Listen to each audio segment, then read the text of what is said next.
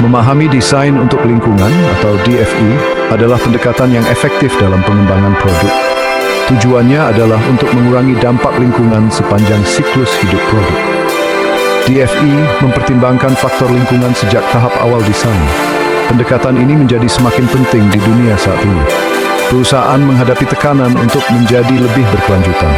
DFE menawarkan cara untuk memenuhi tuntutan ini sambil tetap menciptakan produk yang berharga. Konsep DFE muncul pada tahun 1990-an. Itu adalah respons terhadap meningkatnya kepedulian lingkungan. DFE mengintegrasikan pertimbangan lingkungan ke dalam desain dan pengembangan produk. Integrasi ini terjadi sejak awal proses. Itu bukan hanya renungan atau tambahan. DFE melihat seluruh siklus hidup produk. Ini termasuk ekstraksi bahan baku, manufaktur, penggunaan, dan pembuangan. Tujuannya adalah menciptakan produk yang ramah lingkungan di seluruh siklus hidupnya. Karena konsumen bisa dinilai, DFE dapat menjadi bulan kompetitif. Prinsip-prinsip utama desain untuk lingkungan atau DFE membentuk dasar dari pendekatan ini. Salah satu prinsipnya adalah meminimalkan penggunaan sumber daya. Ini berarti menggunakan lebih sedikit bahan baku dan lebih sedikit energi dalam produksi. Prinsip lainnya adalah menggunakan material yang dapat diperbarui atau didaur ulang jika memungkinkan. DFE juga bertujuan untuk memperpanjang umur produk. Ini mengurangi kebutuhan untuk penggantian yang sering. Merancang untuk pembongkaran dan daur ulang yang mudah adalah prinsip penting lainnya. DFE memiliki beberapa tujuan penting. Salah satunya adalah untuk mengurangi dampak lingkungan dari produk. Ini termasuk mengurangi emisi gas rumah kaca dan limbah. Tujuan lainnya adalah untuk meningkatkan kinerja produk sambil mempertahankan manfaat lingkungan. DFE juga bertujuan untuk menciptakan produk yang lebih aman bagi manusia dan lingkungan. Ini berisiko berguguran gelanggang atau mengurangi penggunaan bahan berbahaya. Tujuan lainnya untuk merancang produk yang lebih high-quality. Prinsip setuju DFE saling terkait. Analisis siklus hidup atau LCA adalah alat penting dalam desain untuk lingkungan atau DFE. Ini membantu mengevaluasi dampak lingkungan dari suatu produk di seluruh siklus hidupnya. LCA melihat setiap tahap kehidupan produk. Ini termasuk ekstraksi bahan baku, manufaktur, distribusi, penggunaan, dan pembuangan. Dengan memeriksa setiap tahap, LCA memberikan pandangan yang komprehensif tentang dampak lingkungan. Informasi ini sangat penting untuk membuat keputusan desain yang tepat dalam DFE. Proses LCA melibatkan beberapa langkah. Pertama, ruang lingkup analisis ditentukan. Ini termasuk memutuskan tahap produk mana dan dampak lingkungan apa yang harus dipertimbangkan. Selanjutnya, data dikumpulkan tentang penggunaan sumber daya dan emisi di setiap tahap. Data ini kemudian dianalisis untuk menilai dampak lingkungan. Dampak umum yang dipertimbangkan termasuk perubahan iklim, perpisihan sumber daya, dan polusi. Hasil analisis kemudian diinterpretasikan dan digunakan untuk investasi. LCA dapatkan wawasan yang mengejutkan tentang dampak lingkungan suatu produk. Terlepas dari tantangan ini, LCA telah berdua. Menerapkan desain untuk lingkungan atau DFE membutuhkan kolaborasi lintas departemen yang berbeda di sebuah perusahaan. Itu bukan hanya tugas tim desain. Setiap departemen memiliki peran untuk dimainkan dalam menciptakan produk yang ramah lingkungan. Tim pemasaran dapat membantu memahami permintaan konsumen akan produk berkelanjutan. Departemen pengadaan dapat mencari sumber material yang ramah lingkungan. Manufaktur dapat bekerja untuk mengurangi limbah dan penggunaan energi dalam produksi.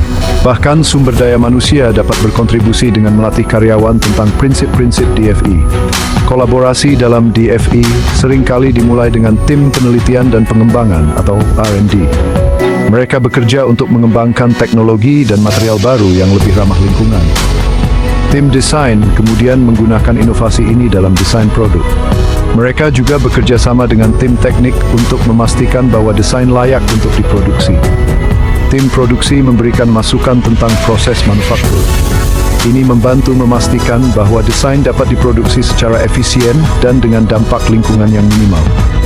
Departemen Keuangan juga memainkan peran penting dalam penerapan DFE. Mereka dapat membantu menilai kelayakan ekonomi dari inisiatif DFE. Kolaborasi dan komunikasi bertujuan sejauh. Bagi Bagian 5, teknologi dan inovasi untuk produk ramah lingkungan.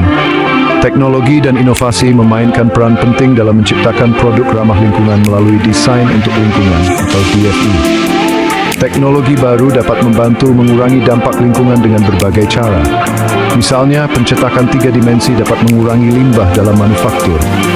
Ini memungkinkan produksi yang lebih presisi dengan lebih sedikit pemborosan material. Teknologi material canggih dapat menciptakan material yang lebih kuat dan lebih ringan. Ini dapat menghasilkan produk yang menggunakan lebih sedikit sumber daya dan lebih tahan lama.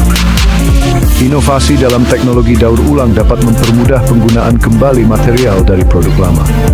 Teknologi digital juga penting untuk DFE. Perangkat lunak desain berbantuan komputer memungkinkan desainer untuk mensimulasikan kinerja produk. Ini dapat membantu mengoptimalkan desain untuk kinerja lingkungan sebelum prototipe fisik dibuat. Teknologi Internet of Things dapat membuat produk lebih pintar dan lebih efisien. Misalnya, termostat pintar dapat mengurangi penggunaan energi di rumah. Data besar dan kecerdasan buatan dapat membantu perusahaan menganalisis siklus hidup produk secara lebih efektif. Ini dapat menghasilkan keputusan yang lebih baik dalam DFE. Bagian 6, aspek ekonomi dan sosial DFE. Aspek ekonomi dari desain untuk lingkungan penting untuk dipertimbangkan. Menerapkan DFE dapat memiliki biaya dan manfaat bagi perusahaan. Awalnya, mungkin ada biaya yang terkait dengan desain ulang produk atau proses. Mungkin juga ada investasi yang dibutuhkan dalam teknologi atau material baru.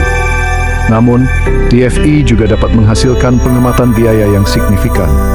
Ini dapat berasal dari pengurangan penggunaan material, konsumsi energi yang lebih rendah, dan lebih sedikit limbah. Dalam beberapa kasus, DFE bahkan dapat membuka peluang pasar baru untuk produk ramah lingkungan. Aspek sosial DFE sama pentingnya. DFE dapat berkontribusi pada upaya tanggung jawab sosial perusahaan. Ini dapat meningkatkan reputasi dan citra merek perusahaan. Konsumen semakin menghargai produk berkelanjutan. Dengan menerapkan DFE, perusahaan dapat memenuhi permintaan ini dan membangun loyalitas pelanggan. DFE juga dapat menginspirasi kondisi kehidupan suat bagi konsumen dan diriwan. Bagian 7. Memantau dan mengevaluasi praktik DFE. Memantau dan mengevaluasi praktik desain untuk lingkungan sangat penting untuk keberhasilannya. Ini membantu perusahaan melacak kemajuan mereka dan mengidentifikasi area untuk perbaikan. Salah satu cara untuk memantau DFE adalah melalui indikator kinerja utama atau KPI. Ini mungkin termasuk metrik seperti penggunaan energi, pembangkitan limbah, atau penggunaan material daur ulang. Perusahaan dapat menetapkan target untuk KPI ini dan secara teratur mengukur kinerjanya. Ini memungkinkan mereka untuk melihat apakah upaya DFE mereka memiliki dampak yang diinginkan. Audit rutin adalah alat penting lainnya untuk memantau praktik DFE. Ini bisa berupa audit internal yang dilakukan oleh perusahaan itu sendiri. Mereka juga dapat berupa audit eksternal oleh organisasi pihak ketiga. Audit dapat membantu memastikan bahwa prinsip-prinsip DFE diterapkan secara konsisten di seluruh perusahaan. Mereka juga dapat mengidentifikasi celah atau area di mana praktik dapat ditingkatkan. Beberapa perusahaan menggunakan sistem manajemen lingkungan seperti ISO 41001 untuk menstruktur upaya pemantauan dan evaluasi mereka. Mengevaluasi efektivitas praktik DFE seringkali melibatkan membandingkan produk atau proses sebelum dan sesudah penerapan DFE. Bagian 8. Manfaat holistik DFE untuk pembangunan berkelanjutan. Desain untuk lingkungan menawarkan manfaat holistik yang berkontribusi pada pembangunan berkelanjutan. Pada intinya, DFE membantu mengurangi dampak lingkungan dari produk dan proses. Ini berkontribusi langsung pada keberlanjutan lingkungan. Dengan mengurangi penggunaan sumber daya dan limbah, DFE membantu melestarikan sumber daya alam. Ini juga dapat membantu mengurangi perubahan iklim dengan mengurangi emisi gas rumah kaca. Manfaat lingkungan ini sangat penting untuk keberlanjutan jangka panjang. Manfaat ekonomi DFE juga berkontribusi pada pembangunan berkelanjutan. Dengan meningkatkan efisiensi sumber daya, DFE dapat menghasilkan penghematan biaya bagi perusahaan. Ini dapat membuat bisnis lebih berkelanjutan secara ekonomi dalam jangka panjang. DFE juga dapat mendorong inovasi yang mengarah pada produk dan pasar baru. Ini dapat berkontribusi pada pertumbuhan ekonomi di industri berkelanjutan. Bagi konsumen, produk yang lebih tahan lama dan efisien dapat menghasilkan penghematan biaya dari waktu ke waktu. Semua manfaat ekonomi ini mendukung pilar ekonomi pembangunan berkelanjutan. Manfaat sosial DFE sama pentingnya untuk pembangunan berkelanjutan.